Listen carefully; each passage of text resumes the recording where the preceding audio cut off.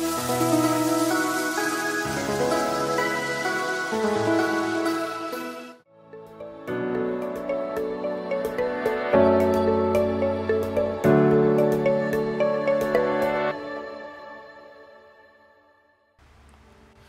jemaat Tuhan, saya Pastor Yer, selamat Kingdom Devotion.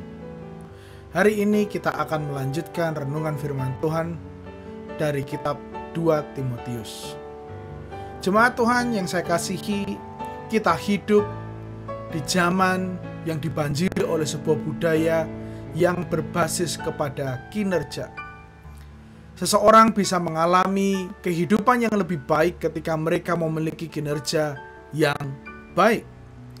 Budaya yang berbasis kinerja ini ada di setiap aspek kehidupan kita. Ada di aspek kesehatan, keuangan, hubungan, pekerjaan, olahraga, bahkan kependidikan. Tidak ada satupun bidang kehidupan kita yang tidak dipengaruhi oleh sebuah kinerja. Saya beri salah satu contoh saja. Dahulu ketika kita masih remaja, ketika kita masih mengenyam pendidikan, bagaimana orang memperlakukan kita sangat ditentukan oleh seberapa bagus nilai yang kita dapatkan di bangku sekolah.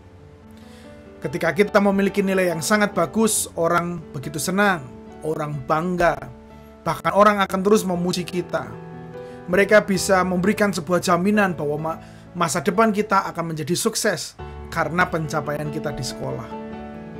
Hal ini dikarenakan kita memiliki sebuah nilai yang begitu baik, yang tinggi. Kita menunjukkan sebuah kinerja yang luar biasa. Akan tetapi, ketika nilai kita kurang baik, maka orang pasti akan mulai membandingkan. Orang akan cenderung memandang kita rendah. Bahkan tidak sedikit yang menyimpulkan bahwa kita akan menjadi orang yang gagal di masa depan. Karena nilai kita kurang memuaskan. Dengan kata lain, identitas kita ditentukan oleh seberapa nilai yang kita capai di sekolah. Budaya ini mau tidak mau menjadi bagian dalam kehidupan kita. Dengan begitu, kita selalu berusaha untuk sekuat tenaga supaya kinerja kita, performance kita bisa lebih unggul daripada orang lain. Kita hidup ditentukan dan dipengaruhi oleh kinerja kita. Jemaat Tuhan yang saya kasihi, kita perlu hati-hati dengan budaya kinerja ini.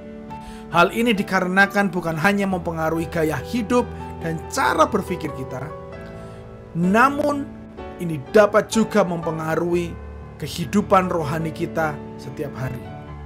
Ini bisa mempengaruhi cara kita mengenal dan mengalami Tuhan setiap hari.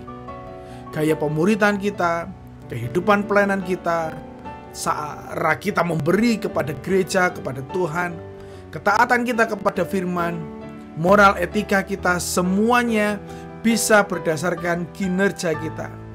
Secara tidak sadar, kita bisa terperangkap dalam sebuah budaya kinerja yang meracuni pemahaman kita tentang Tuhan dan apa yang telah Tuhan lakukan bagi kita.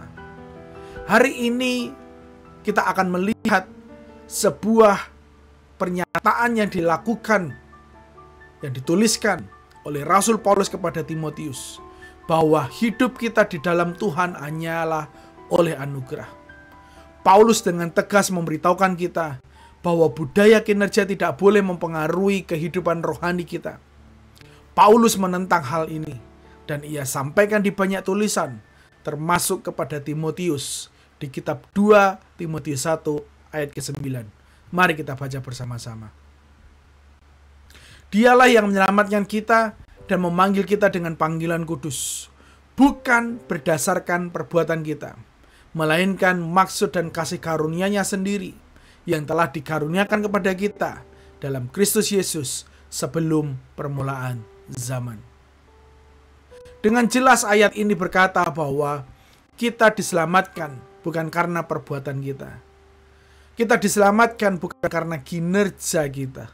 Kita diselamatkan berdasarkan maksud dan kasih karunia Allah sendiri. Iman yang kita akui, iman yang telah diberikan kepada kita, sama sekali bukan tentang kinerja. Iman bukan tentang apapun yang telah kita lakukan. Sebaliknya, iman adalah tentang kasih karunia Allah yang menganugerahkan keselamatan dan iman kepada kita melalui seseorang, Yesus Kristus namanya. Tidak ada yang telah kita lakukan yang membuat kita layak mendapatkan kebaikan. Tidak ada yang telah kita lakukan yang membuat kita layak mendapatkan kemurahan hati, berkat, kekayaan, dan belas kasihan dari Tuhan kepada kita. Tidak ada yang telah kita lakukan untuk mengubah hati yang mati menjadi hati yang hidup kembali. Jemaat Tuhan, Tuhan telah melakukan semuanya.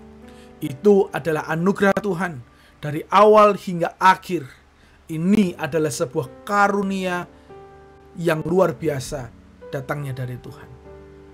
Kasih dan kemurahan Tuhan diberikan kepada kita secara cuma-cuma, bukan karena usaha kita sendiri, melainkan karena usaha Yesus Kristus di atas kayu salib buat kita semua yang berdosa. Saya tutup dengan satu ayat yang dituliskan oleh Rasul Paulus juga kepada Titus. Pasal yang ketiga, ayat ke-4-5 dituliskan seperti ini. Tetapi ketika nyata kemurahan Allah, Juru Selamat kita, dan kasih-Nya kepada manusia, pada waktu itu Dia telah menyelamatkan kita, bukan karena perbuatan baik yang telah kita lakukan, tetapi karena rahmat-Nya, oleh pemandian kelahiran kembali, dan oleh pembaharuan yang dikerjakan oleh Roh Kudus. Mari kita berdoa. Terima kasih kepada Allah yang telah memberikan sebuah kasih karunia-Nya buat kami semua. Berkat yang kami nikmati bukan karena apa yang sudah kami lakukan. Berkat yang kami dapatkan bukan karena perbuatan kami, tetapi semua hanya oleh anugerah Allah. Mulai hari ini Tuhan, kami mau belajar tidak terjebak dalam pemikiran kinerja, performance, atau hasil perbuatan. Melainkan kami mau belajar ucap syukur karena semua karena Allah saja. Hanya oleh anugerah Tuhan sajalah kami bisa mengalami ini semua. Berkati seluruh umat-Mu Tuhan, sehingga kami bisa belajar hidup di bawah anugerah Allah. Biarlah anugerah Allah terus mengajari kami, sehingga kami bisa hidup lebih baik. Di dalam nama Tuhan Yesus. Amin. Amin. Jemaat Tuhan, hubungan kita dengan Tuhan tidak bergantung kepada apa yang kita lakukan untuk Yesus, tetapi lebih kepada apa yang sudah Yesus lakukan bagi kita. Tuhan Yesus memberkati dan sampai jumpa minggu depan.